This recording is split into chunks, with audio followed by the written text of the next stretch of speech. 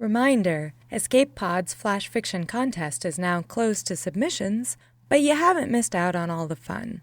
Voting for the winner starts on May 12th and is open to any member of our community forums. If you haven't created an account there already, just head over to forum.escapeartists.net and register. It's easy and it's free. With over 100 entries in the contest, you'll have plenty to read. Which stories will reach escape velocity and which will stay grounded? You be the judge.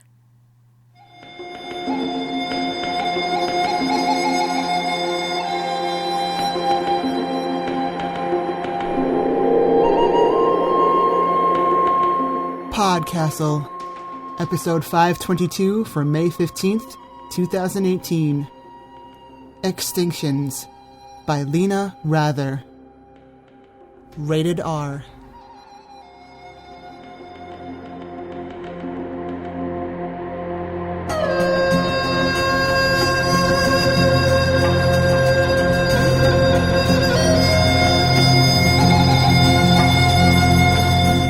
Hello everyone, welcome to PodCastle. I'm your host and assistant editor, Setsu Uzume. Today's story, Extinctions, was previously published by Shimmer in March 2017, and it is a doozy. Today's author, Lina Rather, is a speculative fiction author from Michigan now living in Washington, D.C. When she isn't writing, she likes to cook, go hiking, and collect terrible 90s comic books. Her work has appeared in a variety of publications including Shimmer, Flash Fiction Online, and Lightspeed. You can find more about her and her other stories on her website, linarather.wordpress.com. She also spends entirely too much time on Twitter as @LinaRather. Also, Lina has a story coming up this June in Lightspeed called A Pilgrim's Guide to the Lighthouse of Cuvenla the Seer. So be sure to stop over there this June. Today's narrator is me. Sort of. Well, let me say this. If you see any of my doppelgangers around the US, do not approach, do not engage. They're doing very important work and mustn't be disturbed. And now, gather what you know, put it into a list, and enjoy the story. Extinctions by Lina Rather. Read by Setsu Uzume. Your mother taught you 3 things up in the great white wilderness before she went and shot that man. 1. How to kill an animal quickly and mercifully. 2. How to kill the veiled things that prowl in the shadows at the edge of your vision. These are harder and faster beasts, but they all fall like deer in the end, and that's the best advice your mother could have given you. 3. How to sew and mend the veil of the world so the secret things cannot escape. Truthfully, this was your grandmother's teaching, but your mother would have taken credit for the sun had God not claimed it first. After your mother went to prison, you stayed with your grandmother, and after she died in her sleep, you went to the city. Odd girls on their own in the city come to bad ends, but you come from a long line of people who made their livings fixing and killing, and that sort of work never goes out of style. These days you have work that suits you better. In a tattoo shop in the low-rent part of the city where you spend most of your days doing flash and sweethearts' names. Sometimes you take the kind of job your mother and grandmother did. You never wanted a legacy, the second sight, or the power in your blood, but they might as well go to good use, so long as you don't make a habit of it. Your mother fought monsters under 100 skies, and look where it got her. You've seen ghosts, and you've seen demons, and you've killed 1,000 monsters, but unlike your mother, you don't make a life out of it. Or so you tell yourself. Hell, you've even got yourself a girlfriend these days who makes you dinner and tells you you've got pretty eyes, which is more than your bastard runaway father ever gave your mother. You met her when you tattooed her from the cut of her pelvis to her collarbone, from scapula all the way around to breastbone. As it turns out, 6 six-hour sessions is a lot of time to get to know each other. It's your best work. And you say this because it's true, not because it's on your girlfriend. The tattoo covers up a mess of other work. Another girl's name, one you've never asked about. A vinyl record drawn by someone with a nervous tic. The band name of a no-hit wonder. She's got your picture on her keychain, between a bottle opener and pepper spray. Maybe you love her and maybe you don't, but you think it doesn't matter yet. So when the red-haired woman comes, you've got something to lose. It isn't like when you were alone and ready to tear open the throat of any monster that crossed your path. You got sick of sleeping on other people's couches by 22, and now there's a lease and groceries. Monster hunting and exorcisms don't pay the bills, and look where that got your mother. The red-haired woman is beautiful. You know the instant she comes through the door that she isn't here for a tattoo or another set of earrings. She wears a petitioner's grimace, determined and sick, and she knows which tattooist you are without having to ask.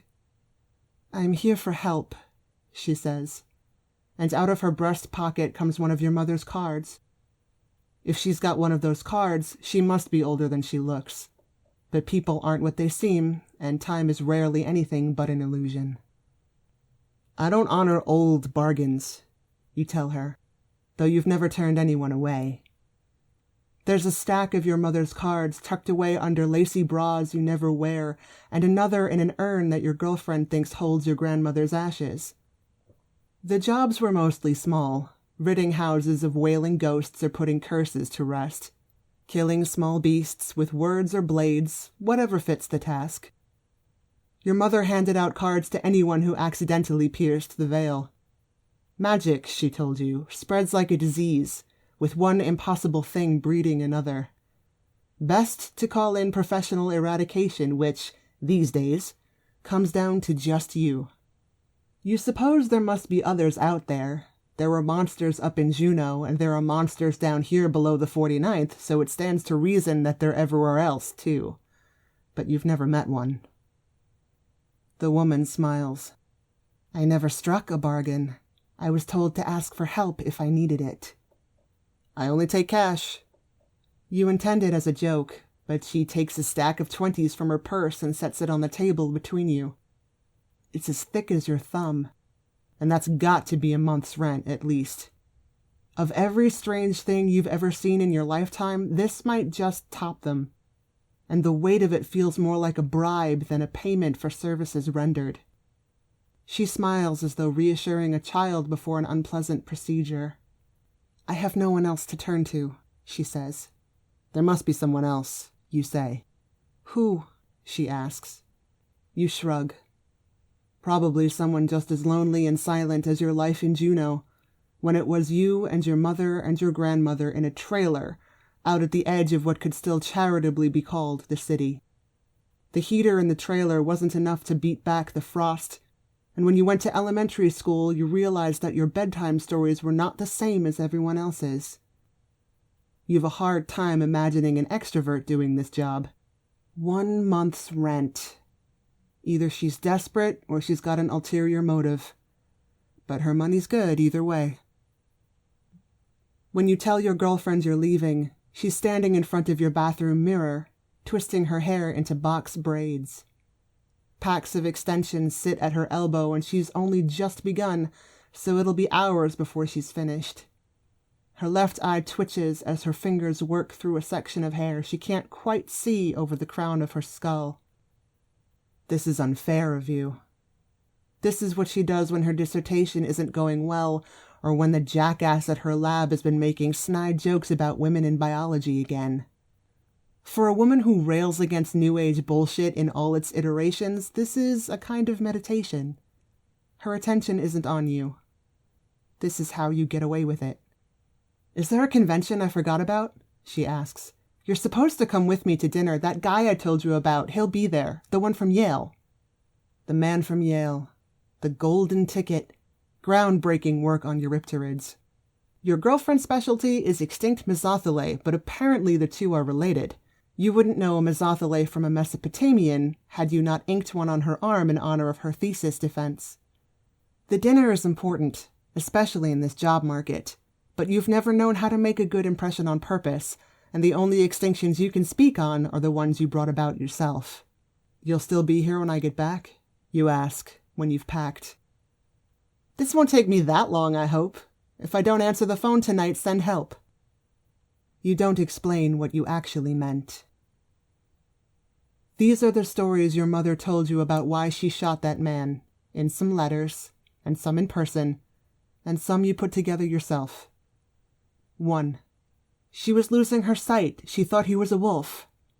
She hit a 10-point buck from 100 paces the day before, right between the ribs. Your grandmother made a stew from the offal. 2. He was stalking her, and it was self-defense. You had never seen him before, nor heard his name, and when you looked up the city he was from, it was one your mother never mentioned visiting. 3.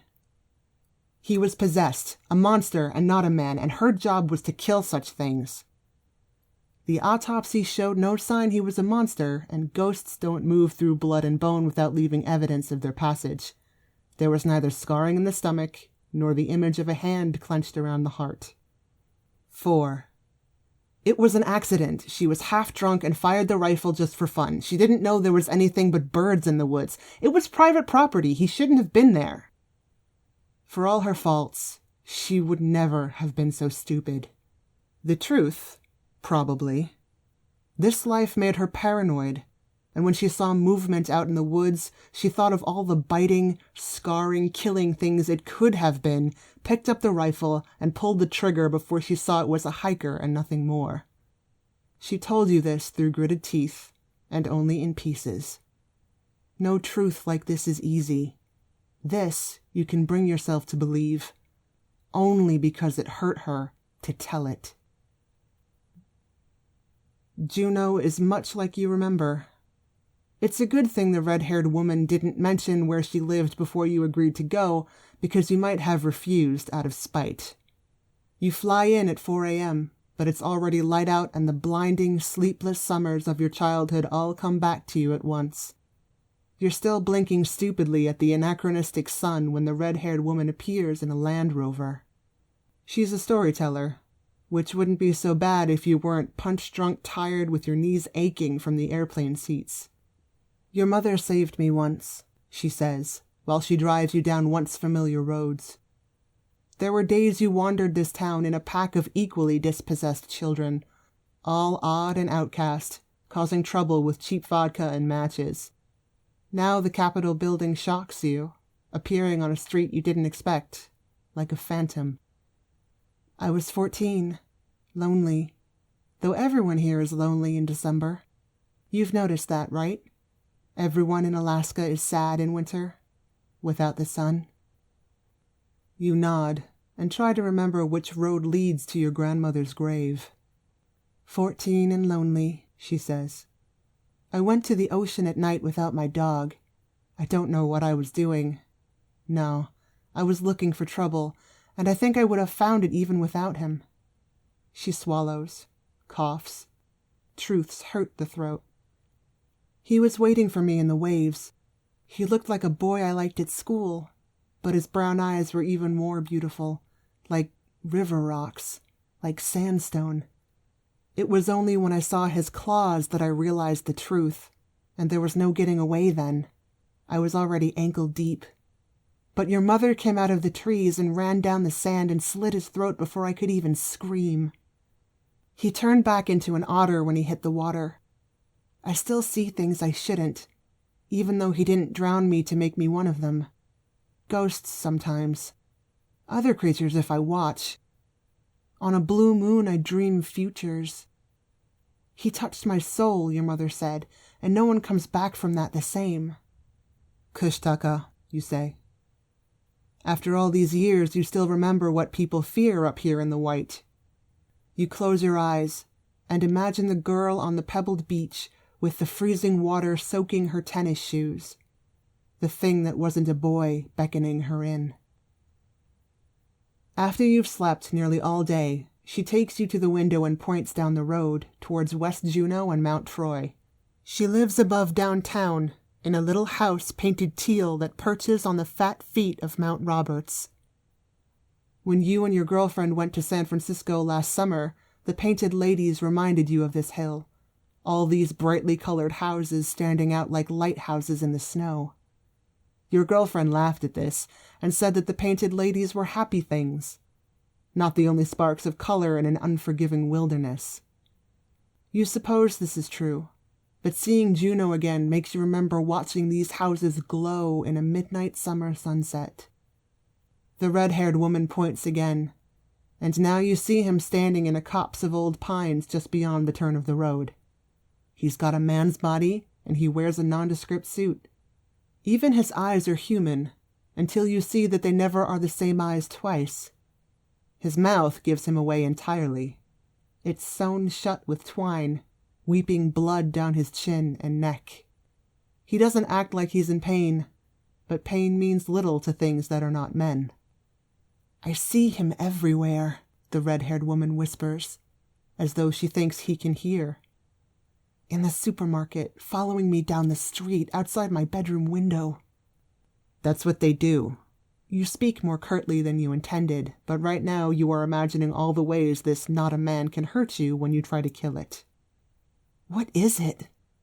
She's gripping the windowsill now. You lean into the glass and the thing's eyes flick to you for an instant before they return to the red-haired woman. You are not what it wants. It's a guilt eater. It licks your soul until you kill yourself. Some lost familiar of Anubis, maybe, adapted to the new world. That was your grandmother's story, but you have no way to know if her theories are true. You notice the fresh cuts on the red-haired woman's inner arms on the drive up the mountain, and the way her hands shook. Like the others, the haunting has hollowed her out. This is an old house. Could it be mistaking me for someone else? Guilt eaters don't work that way, but you leave it. It doesn't matter. I can kill it. You've brought your mother's weapons and your grandmother's tools. The grimoire and the cup, the needle and sinew, the silver bullets and the familiar revolver, and the short sword. The sword weighs oddly at your hip and unsteadies your gait. You haven't worn it since you were 18, on your own and alone, catching myths in the darkness for money. You don't know why you brought it, except that it's been a long time and you wanted to be prepared. You could have bought a hunting knife once you arrived instead of checking your luggage, but the sword feels right in your hand. You keep it all in a box shaped like a trumpet case. There's a rose burned into the oak shell. Your grandmother said that in Latin, sub rosa symbolizes secrecy. Monks and politicians met under rose murals to swear each other to silence, and now half your life is spent under the rose. You stuff the case back into your suitcase.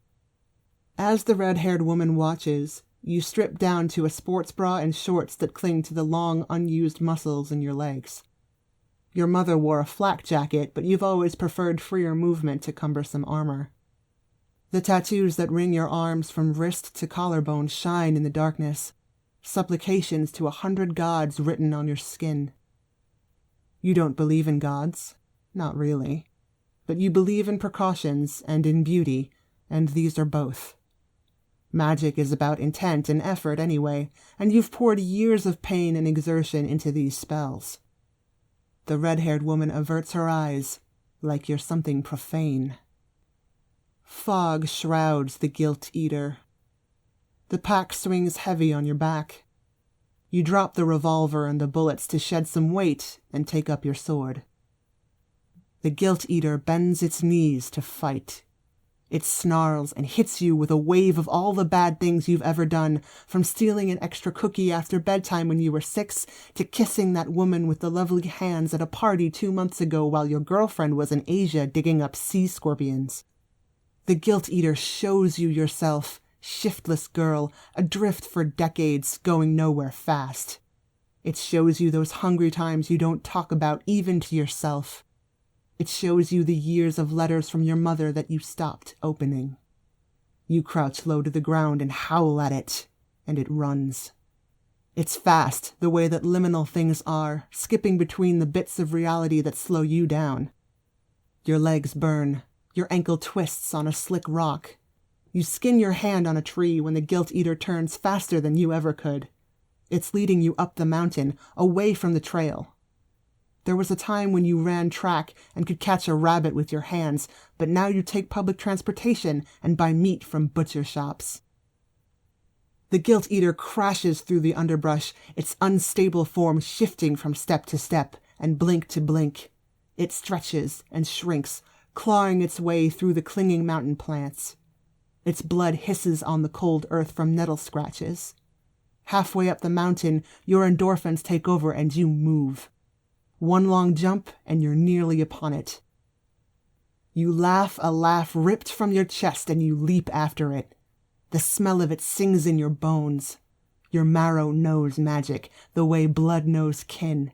You don't need a dog to follow it. Every movement it makes echoes in you. You drop the book by a stunted pine, your last sight of the road. You shed the chalice soon after. You'll find them later. They will find their way home. As you crash through the trees, the sunlight fails. Your body no longer remembers these short nights. Your mind tricked you and told you it was evening, but this is the witching hour. The Guilt Eater shrieks like a murder of crows. Shapes shiver beneath the bushes and in the darkness beyond the trees. A branch or a claw takes a chunk out of your leg. You bite your lip and taste your own blood. The Guilt Eater screeches again. Its voice recites your sins. Were you a different sort of woman, you would fall to your knees and weep, but you smile a hunting dog's smile and your feet drive into the ground. You're gaining on it. The Guilt Eater smells like long decomposed regrets and the unfinished quests of dead men. You didn't go to the funeral. Your grandmother was the only person to stay, and you didn't even see her off. You gain ground. You will never stop wandering. You gain ground. You leave like she left. You have inherited a restless heart that will seek and never be satisfied. Doesn't the truth of it taste like nails in your throat? You gain ground. It fails to strike you down. This body is all you are, condensed, beyond your past and your sins, real or imagined. You loved this fight once, and love it still despite yourself. The blood pounds through your ears like cocaine in the veins. The Guilt Eater is the whole world now that you've scented its blood. You are a wolf, a woman, a weapon, a witch. You are Diana of the hunt, falling on your prey with the force of 100 flaming arrows. You are only your sword and your sword hand. You are the teeth that ache for the monster's acidic flesh. The Guilt Eater stumbles and throws its hands out like a man it might once have been, but it's too late. It tumbles down the slope, limbs flailing awkwardly, inhumanly, a broken-jointed doll. Your blade glints in the moonlight like a new star. One flick of your wrist and you've slit through the twine fastening its lips. Blood spurts. If it screams, you don't hear, or don't care. The blood is brown, made of dead things, but you don't mind that it splatters on your shoes. The only way to kill this thing is to open its mouth and make it speak all the secrets keeping it alive.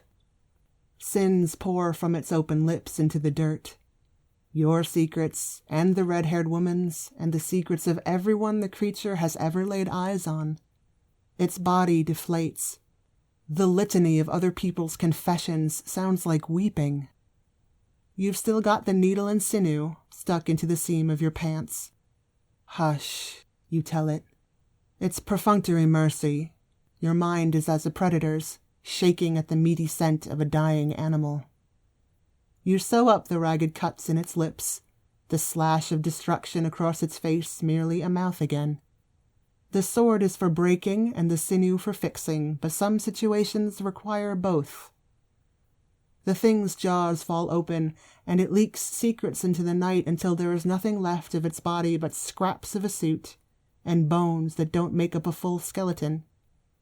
It tells you the red-haired woman stood on the edge of the rocky beach with someone's lost cat in her arms, a year after your mother saved her from the Kushtaka. She slit the cat's throat and let it bleed into the sea, but the Kushtaka didn't come. didn't give the red-haired woman another heady glimpse through the veil, and your pulse beats hard. It tells you everything, but it dies all the same. Sweat streaks between your shoulder blades. Your legs are trembling and you sit down against a tree. The guilt-eater's bones turn to dust while you watch. The chill night air shreds your heaving lungs. Another thing you've forgotten: how very long the shadows get when the sun finally deigns to leave. When the branch breaks behind you, it sounds like a gunshot, and you're up with the sword at her throat before she can shout. The red-haired woman freezes. You lift the blade and she's forced to lift her chin. She picked a bad time to follow you. Your logical mind barely keeps you from slitting her throat, and you can't puzzle out who she is until she manages to open her mouth. "I just wanted to make sure it was dead." It's a plea. The sword wobbles in your hand. She closes her eyes and breathes out so slowly, like her breath alone might set you off. You've seen many things die, and they all go still when they know that death is standing next to them. It takes too many heartbeats, but you put down the blade and point to the last scraps of the thing's clothing. She picks up a shirt cuff, and it falls apart in her fingers. She watches you the entire time, not unlike she watched the guilt-eater. "I understand," you want to say, but the words cannot work themselves out of your animal throat. When you finally get a hold of yourself, you start back to the road before you have the chance to do anything more regrettable. Highland Mountain Correctional Center, unlike Juneau, is exactly as you remember it. The last time you entered its halls, you were 16 and didn't have much choice. Maybe you still don't. Life leads you by the hand sometimes. Your grandmother claimed she had seen a vision of her entire life when she was 5, right up to the moment of her death. You don't know if you believe that, but your grandmother did guess her death to the minute. You've never had any such vision, but you're smart enough to understand a sign when you're smacked in the face with one. Your mother is old. That shouldn't be surprising, but it nearly knocks you off your feet. In your mind, she's 30 years old, kneeling beside your 10-year-old self with one arm around you while you try to pull a bowstring without your arm trembling. Her hair was dark brown, like yours, but now it's mousy gray, her skin pale from being trapped inside. Her mouth goes flat and straight when you sit across from her at the metal table, like she's stuck between crying that you're finally here and screaming at you for staying away so long. You bite the inside of your cheek to keep from saying anything you shouldn't. You buried the sword and the revolver and the chalice in the courtyard behind your apartment building right after your return 6 months ago. No one goes out there except the landlady's senile aunt, so they should be safe, even from you. You kept the book because it has a family tree in it that you've never looked at, and you kept the needle because you think you might like to try your hand at fixing things. "I heard you went back home," she says, as if either of you can call Juneau home anymore. "Did you miss it?" Of course she's heard about it. The woman has a spy network out of an 80s Bond film, built out of all the people whose lives she's saved or ruined, or some of both. "One of your contacts approached me. I killed a guilt-eater." She beams.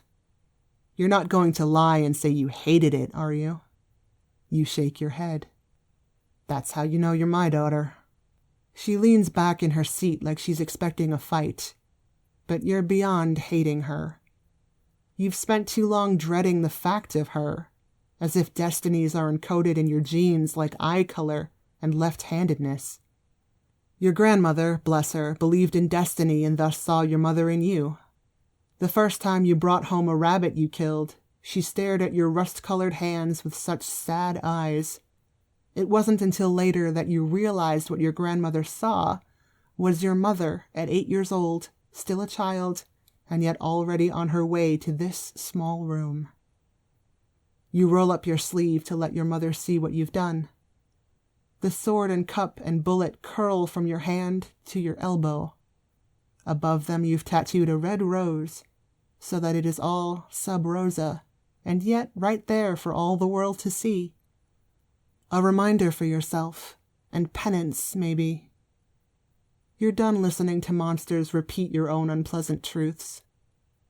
I know why you killed him now. Oh? She sounds amused. Never once in all the letters you read did she ask forgiveness for shooting him or for leaving you. You were scared, you say. That part was true. It's not the whole truth, though. Maybe you don't even know what the whole truth is. If I wanted to be analyzed, I'd talk to the psychologist. She crosses her arms, but stays. I almost killed that woman, the one you saved when she was a girl. At the word killed, a corrections officer glances at you, and you lower your voice. After I finished the guilt eater, she came up behind me and all I could hear was her blood. When I looked at her face, all I could see was a monster. I had her by the throat. Do you know how easy it would have been? And I didn't have a gun. She laughs, as one does when handed something unexpected. You lean over the table. You get so close to her that the guard glares at you. I only do this when people ask for help. You were at it for so long, I think it scratched away your soul. You stopped being able to tell what was a monster and what wasn't. I bet you looked at that man on our land and you couldn't begin to tell what he was. You lean back. The silence stretches. Maybe it was mercy, she says, working the words over in her mouth. They said he was human, but he could have been a monster. Look at you. Look at me. Think of all of the things we've done. Who's to say that we're good anymore, that we're human? Maybe I shouldn't have shot him, but he shouldn't have been where he wasn't supposed to be. I took precautions. This is the truth you expected, not the one you wanted. Neither of you offers a hug when the officer calls an end to visiting hours, but that's okay. Some things are what they are, and it's time to stop fighting old fights. You go home, for good this time. The sword and the gun stay buried, though you trace the lines of your tattoo sometimes and ache for their weight in your hands. You knew how to feel powerful while killing things, and it's hard to learn other ways of being strong. Your girlfriend has cut her hair down to 1 inch so that it crowns her head in tight coils. The man from Yale has hinted there might be a position for her after she defends. In your absence, she has become someone. Or maybe she's just found the woman she was always trying to be. It seems you might leave for New Haven soon. You've spent your entire life in view of the Pacific, but you don't think you'll miss it much. There's a whole other ocean to see. You can learn the rhythms of a New England winter, and how to cook crab, and what a mountainless horizon looks like. You still don't know if this is love, but you'll follow her wherever she goes. Some nights you dream about monsters, and death, and evil things knocking on your door. You wake up at the sound of the wind howling, or at the sound of too much silence, and for an instant your heart clutches. On these nights it takes a long time to fall back asleep, but you learn to whisper a bedtime prayer of guilt you no longer wish to carry, and the prayer keeps you from digging up the sword again.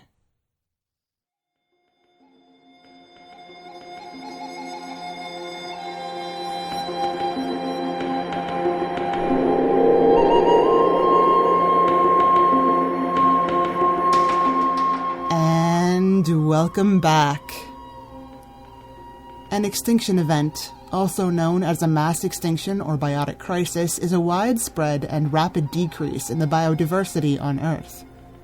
Such an event is identified by a sharp change in the diversity and abundance of multicellular organisms. On some level, I think the people who are best at their job work themselves out of the job, either by accomplishing what they set out to do or creating such an efficient environment that their intervention is no longer necessary. But there will always be another problem to solve. It makes me think a little of the death card in tarot. It's not a dead end, but the ending of a cycle. One thing finishes in order for another thing to rise. Adaptability more than any other trait, assures survival during an extinction event. You can't stop the inevitable, but you can prep to ride it out. That was our show for this week. On behalf of everyone here at PodCastle, our audio engineer Peter Behravesh, our forum moderator Osicat, your co-editors Jen Albert and Khalida Muhammad Ali, along with all our associate editors, Aidan Doyle, Crystal Claxton, Matt Dovey, Eleanor Wood, Stephanie Cox, Devin Martin, Elora Gatz, Julia Pat, Hamilton Perez, Nauru Sundar, and Suyi Davies Okungboa. Thanks for letting us share another story with you. Be sure to share it with your friends, hit us up on social media, and if you would like to show us some extra love, head to patreon.com/EAPodcasts for special events, bonus episodes, and PodCastle appearances in the wild. We've got to fly, but we'll be back next week with another tale. See you then.